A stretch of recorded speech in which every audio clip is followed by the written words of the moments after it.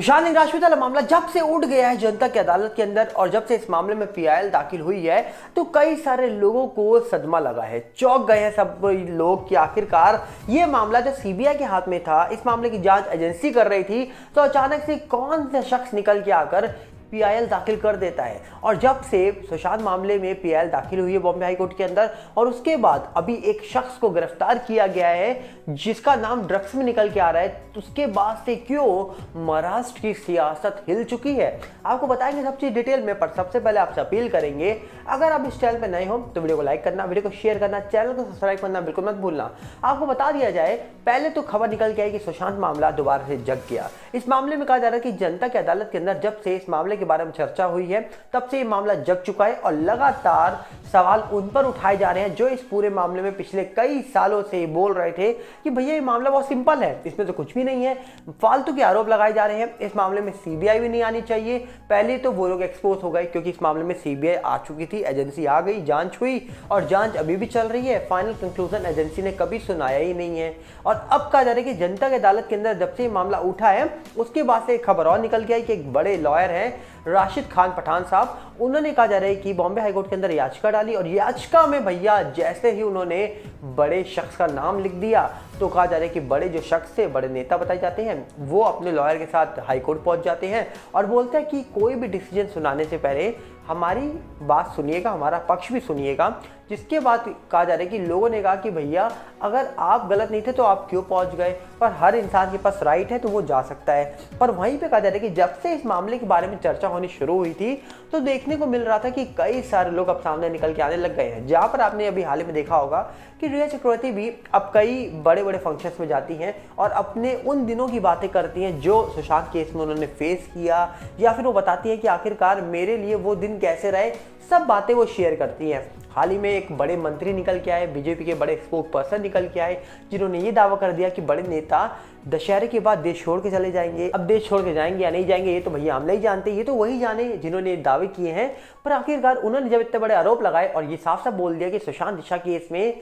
Arrest को टालने के लिए वो साउथ अफ्रीका या लंदन जा सकते हैं, बड़े बड़े आरोप लग रहे हैं। पर अब इसी के बीच में देखा जा रहा है कि महाराष्ट्र की सियासत में क्यों हड़कंप मच रहा है। कहा जा रहा है कि एक बहुत बड़ा बयान निकल के आ रहा है संजय राउत के द्वारा। जी हाँ, शिवसेना पार्टी से बिलोंग करते हैं संजय राउत। कहा जा रहा है कि उन्होंने अब एक बहुत बड़ा बयान दिया है। अभी एक शख्स को गिरफ्तार किया गया और उसको गिरफ्तार करने के बाद पूरी महाराष्ट्र की सियासत हिल चुकी है, चौंक गई है। नाम बताया जा रहा है कि ललित पाटिल नाम के शख्स को गिरफ्तार किया गया है। इसका नाम ड्रग्स मामले में निकल के आ रहा है। जी हाँ, ड्रग्स मामले में नाम निकल के आ रहा है और यह भी कहा जा रहा है कि ड्रग्स का किंगपिन बताया जाता है इस शख्स को और इसके साथ साथ कई अन्य लोगों को भी गिरफ्तार किया जा रहा है जिनके लिंक इनसे जुड़े हुए मिल रहे हैं। अब यहां पर कहा जा रहा है कि बीजेपी के मंत्री और महाराष्ट्र के डिप्टी सीएम देवेंद्र फडणवीस जी जो हैं वो कहते हैं कि ये जो शख्स है ललित पाटिल ये शिवसेना से बिलोंग करता है। और यहाँ पर कहा जा रहा है कि दूसरी तरफ संजय राउत जो है शिवसेना से जो बिलोंग करते हैं वो कहते हैं हमारी पार्टी से कुछ भी लेना देना नहीं है इनका,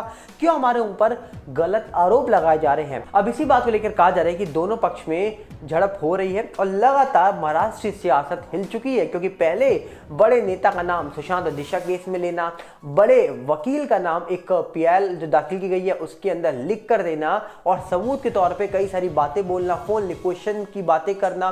फोन लोकेशन के साथ साथ कई अन्य लोगों के नाम पीआईएल में देना अपने आप में बड़ा सवाल उठाता है कि आखिरकार जिन सबूतों की बात हो रही थी कि सुशांत केस में क्या कोई सबूत बचेगा या नहीं बचेगा या मिटा दिए जाएंगे, कई सारी बातें हुई सोशल मीडिया के माध्यम से। पर अब कहा जा रहा है कि पीआईएल के अंदर कई सारे सबूत पेश किए गए हैं। ये बातें जब जनता की अदालत के अंदर हमने जज साहब नीलेश ओझा जी के द्वारा सुनी तो हमको भी लगा कि आखिरकार बड़े बड़े लॉयर, बड़े एडवोकेट अगर इतनी बड़ी बातें बोल रहे हैं, खुद जनता की अदालत के अंदर जज बन के वो आए थे, तो अगर कोई भी एडवोकेट लॉयर कोई बात बोलता है एक बड़े मंत्री के लिए तो डेफिनेटली उनके पास सबूत होते हैं तभी बोलता है, क्योंकि बिना सबूत के मुझे नहीं लगता कोई भी एडवोकेट किसी भी मामले में कोई भी बयान देगा। एक अनाड़ी किसी मामले में कुछ भी बोल सकता है। आप और हम जैसे लोग, आम लोग कभी जल्दबाजी में या फिर कभी अनजाने में कुछ गलत शब्द का यूज कर सकते हैं या कुछ गलत बात बोल सकते हैं, पर कभी कोई लॉयर या एडवोकेट के पास आप जाएंगे या जज साहब के पास जाएंगे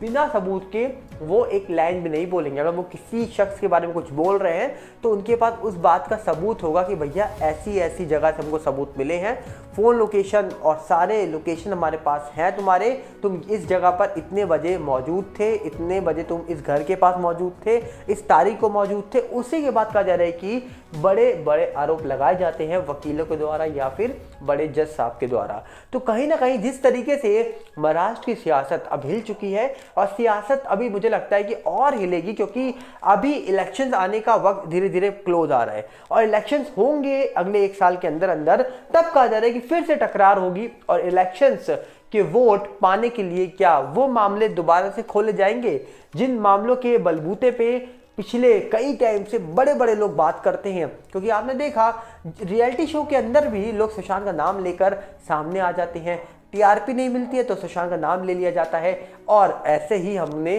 कई सारे बड़े बड़े नेताओं के मुंह से भी सुना, जब कहा जा रहा है कि इलेक्शन का वक्त आता है तो सुशांत का नाम लिया जाता है। ऐसे कई लोग दावे भी कर देते हैं सोशल मीडिया पर। तो क्या लगता है कि आने वाले वक्त पे सुशांत मामला पेंडिंग है, इसके साथ साथ कई अन्य मामले के बारे में भी बातें होती रहती हैं, तो सब मामले का डिसीजन निकल के आ जाएगा? क्योंकि सुशांत मामला बड़ा मामला है, क्योंकि कहा जाता है कि इस मामले के बारे में अगर हम चर्चा करें तो ये मामला कोई आज का नहीं, 3.5 साल पहले, लगभग 3-3.5 साल पहले का मामला, एक सेलिब्रिटी का मामला। इस मामले में कई सारे लोग निकल के आए, यहाँ तक कि रूपमा शॉ जी जैसे लोग निकल के आ गए जो खुद उस हॉस्पिटल के अंदर काम कर रहे थे, जिन्होंने पीएम किया, वो सामने आकर इतने बड़े बयान देते हैं। तो चीज़ें निकल के आती हैं कि आखिरकार इतनी सारी चीज़ें बोलने के बाद सामने क्यों आखिर इस मामले में फाइनल कंक्लूजन या फाइनल डिसीजन निकल के नहीं आ रहा, अपने आप में एक बहुत बड़ा सवाल बना हुआ है। तो आपको क्या लगता है कि आखिरकार अब इस पूरे मामले को लेकर क्या होगा या क्या नहीं होगा, ये तो वक्त बताएगा। पर जिस तरीके से कहा जा रहा है कि ललित पाटिल नाम के शख्स को गिरफ्तार किया गया है ड्रग्स मामले में, और अगर महाराष्ट्र में करण की सरकार ये चाहती है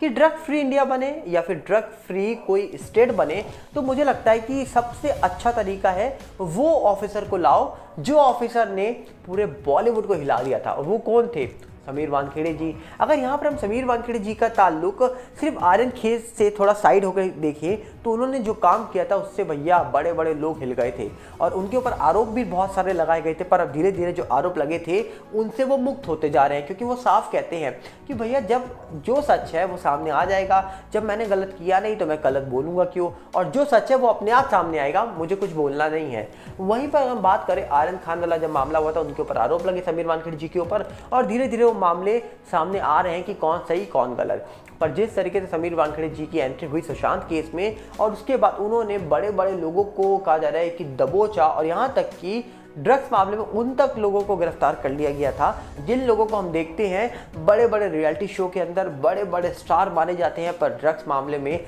समीर वानखेड़े जी ने किसी को नहीं बख्शा था। तो आखिरकार सवाल अपने आप है कि इस मामले में क्या होगा, ये तो आने वाले वक्त में पता लगेगा। पर जिस तरीके से ये मामला निकल के आ रहा है सामने, अब का लगता है कि भैया सियासी टकराव देखने को मिलेगी। और क्योंकि अब कहा जा रहा है कि जब से सुशांत मामला एक्टिव दोबारा हुआ है तो बड़े बड़े नेता सामने आ चुके हैं, और अब बड़े बड़े नेताओं के साथ अब कहा जा रहा है कि कुछ लोगों को जो गिरफ्तार किया गया जिनका नाम ड्रग्स में आया है, उसके बाद सियासी लड़ाई भी शुरू हो चुकी है। आपको क्या लगता है अपनी राय कमेंट्स में रखिएगा। हम मिलेंगे बहुत जल्दी और साथ में आपसे अपील करेंगे अगर आप इस चैनल पर नए हो तो वीडियो को लाइक करना, वीडियो को शेयर करना, चैनल को सब्सक्राइब करना बिल्कुल मत भूलना, और साथ में हमारे नए चैनल सागर भल्ला रिव्यू के साथ भी जुड़िए जिसका लिंक आपको डिस्क्रिप्शन में मिलेगा, और हमारा फेसबुक का भी नया चैनल आ चुका है जिसका भी लिंक आपको डिस्क्रिप्शन में ही मिल जाएगा। मिलते हैं बहुत जल्दी। नमस्कार, जय हिंद।